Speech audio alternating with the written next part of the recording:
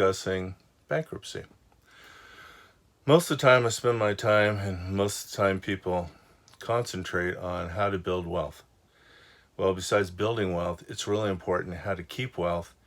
And to be quite honest, life happens. Banks get bailout, people get bankruptcies. Nothing to be ashamed of, but if you do it wrong, bad things happen. If you do it right, not as big a problem as it can be. Bankruptcies aren't for $10,000 in debt that they want to get rid of. Bankruptcy, based on my experience, is for people who have hundreds of thousands of dollars of potential debt coming their way. And this is how it works. When something unfortunate happens, you can see a large medical expense coming your way. In short, you come in, getting diagnosed with something like cancer is scary enough. But if you take a second and you see what the financial ramifications are going to be, that if you have insurance, it's not going to cover it all. If you don't have insurance, you can look at a future with hundreds of thousands of dollars in debt. If you get out in front of that, you can make it a lot less painful. As it is, if you don't, and what happens to most people is they go through it, hopefully they get cured, doesn't always happen, hopefully they get cured, but they get cured so that they can live through the process of having all their assets taken away from them. Their homes, their investment accounts, it all goes. The good thing to know, or the silver lining, is it doesn't have to go. When you see that monumental mountain of debt that's going to come your way, you can't wait until it happens. You can see that it's going to come your way. Start to liquidate your assets. I mean, you think, oh my gosh, it's horrible, diagnosed from cancer, I'm going to have hundreds of thousands of dollars of bill. Your next step should be calling your realtor to have your house put on the market. Taking your Lexus and put it out onto, I don't know, Craigslist or something. Get out of your luxury items.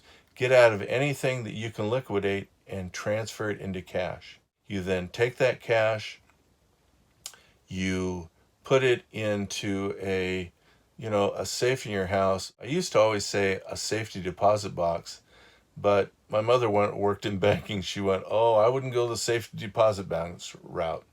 She went, I always go with the safe at home route. Take those assets, liquidate them. And then 6-9 months down the road, when all of the bills show up, you can then file bankruptcy against them.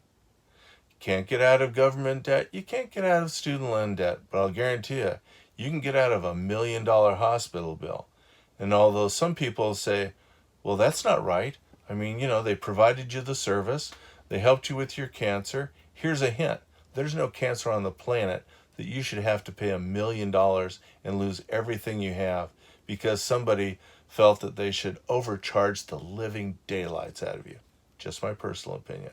So what I'm saying is liquidate. Get it transferred into cash so that 6 months or more later, when the actual bills physically show up, and make sure that they physically show up, then you can file bankruptcy against them. And the same way banks get a bailout, the government will give you a personal bailout. Society will give you a personal bailout.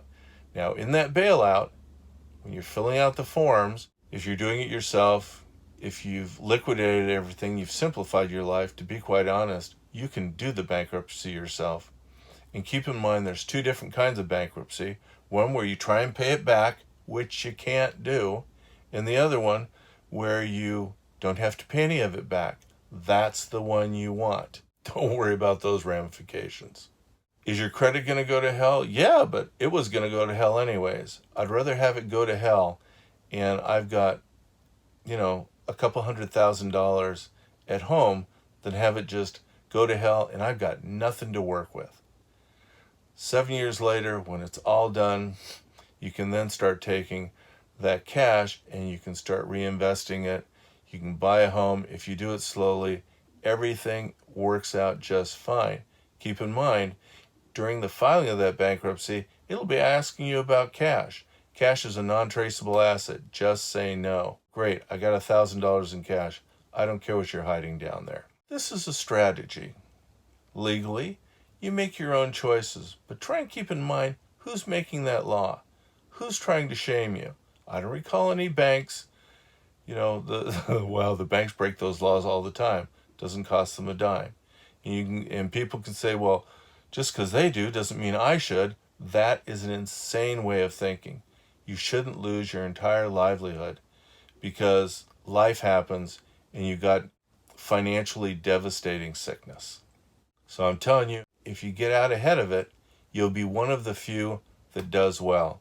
If you don't, you'll survive the cancer, but hell, it'll kill you financially. So either way, it got you. Let's not do that. If you have any comments, if you have any questions, please, that's what the comment section's for. But if you like this video, if this video helped you out, give it a thumbs up, subscribe. If there's something that you'd like to hear about in the future, I'm an old guy. I've been around a long time in finance, and I would be happy to help you out. Okay?